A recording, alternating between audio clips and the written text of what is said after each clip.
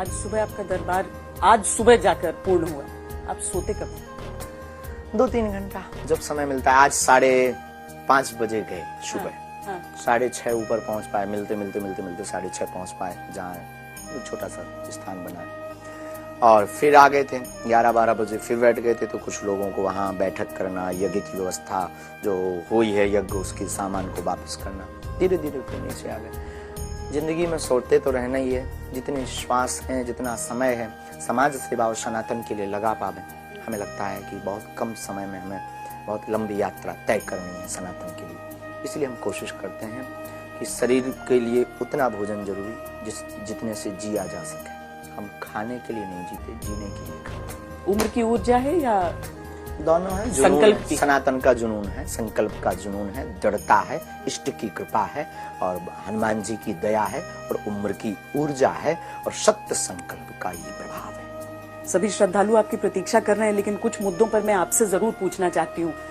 गौरक्षा पुण्य का काम है, पर गौरक्षा के लिए किसी इंसान की हत्या कितना सही है?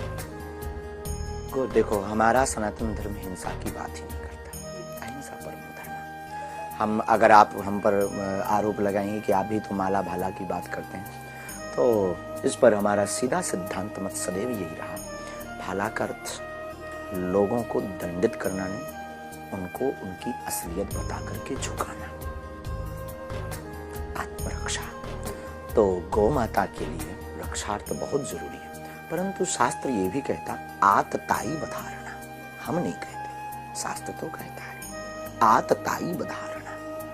रावण जब नहीं माना, देखो भाई, एक व्यक्ति से अगर पूरा देश दूषित हो तो ऐसे व्यक्ति का वध ही उचित है।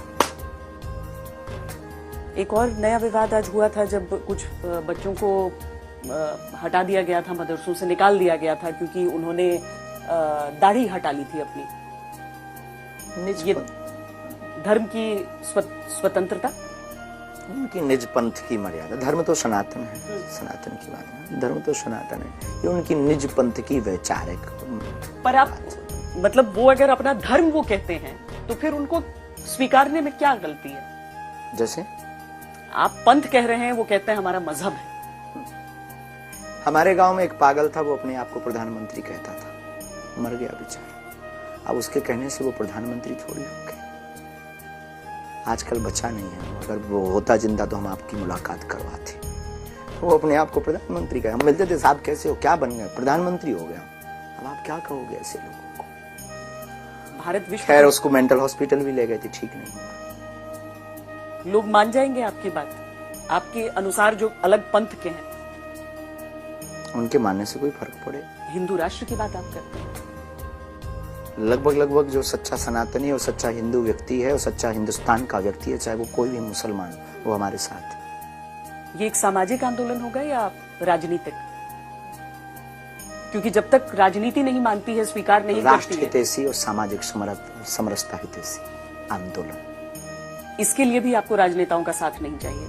बिल्कुल भी नहीं, क्या आवश्यकता है? आप साथ देंगे राजनेताओं का? बहुत सारे लोग बोलते हैं कि हम उनके साथ आशीर्वाद देते हैं, आपको भी दे रहे हैं, आपका भी मंगल हो, आपकी टीम को भी दे रहे हैं, जो आता है उसको आशीर्वाद देते हैं। हम तो घोषणा भी कर चुके हैं, हमारे पास राजनीतिक सपोर्ट के उद्देश्य से आना भी नहीं, आशीर्वाद की भावना भी है। इस आयोजन के अंतिम दिन में हमने कहा भी है, हमारा ऐसा कोई भाव नहीं, हम क्यों साथ देंगे, बालाजी सबका साथ देंगे ना। हम कौन होते हैं?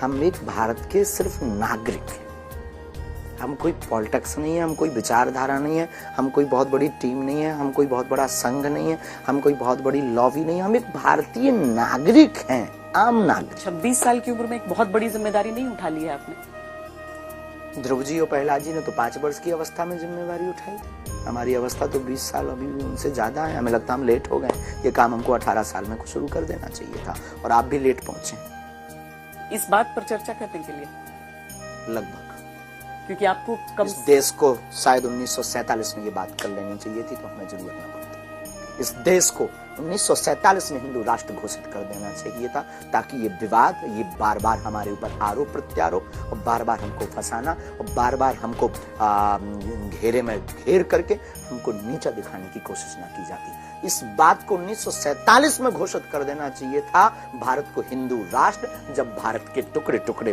अटक से कटक तक के भारत के टुकड़े टुकड़े हो रहे थे, जब अखंड भारत कट रहा था, तभी हिंदुस्तान ही हिंदू राष्ट्र नहीं कहलाएगा तो कौन कहलाएगा। हमें लगता कि तुम लेट हो बहन और हम लेट हैं, और भारत का एक एक हिंदू व्यक्ति लेट हो रहा है और दिन पे दिन लेट हो रहा है, जो हिंदू राष्ट्र के लिए समर्थन नहीं कर रहा है। हमें तो नहीं लगता कि हम जल्दबाजी हैं, हम ये लगता कि हम बहुत लेट हो गए। भारत को 1947 में हिंदू राष्ट्र घोषित होना चाहिए। मुहिम हो गई है आपकी, एकमात्र लक्ष्य है सनातन, हमारा एकमात्र लक्ष्य, हिंदू राष्ट्र हमारा एकमात्र लक्ष्य। आलोचना से भी कोई असर नहीं, आहत होते? बिल्कुल भी नहीं, मुस्कुराते हैं आलोचना से।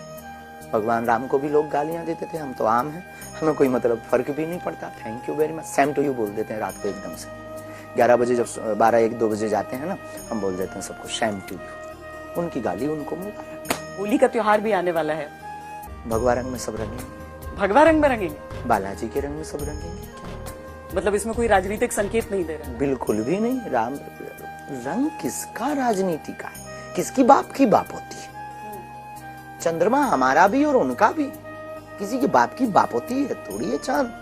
नहीं। हनुमान जी किसी की बाप की बाप होती थोड़ी है। हिंदुस्तान किसी की बाप की बाप होती थोड़ी है। हमारे सबके पूर्वजों का देश है, भारत के एक एक नागरिक का देश हिंदुस्तान है। तो हम भगवान राम रंग में अगर कोई रंग रहा तो क्या दिक्कत, हनुमान जी के रंग में कोई रंग रहा तो किसको क्या दिक्कत। अगर किसी को दिक्कत तो वो अपने आप को काले रंग में रंग ले, उससे हमें क्या दिक्कत। बहुत बहुत धन्यवाद हमसे बातचीत करने।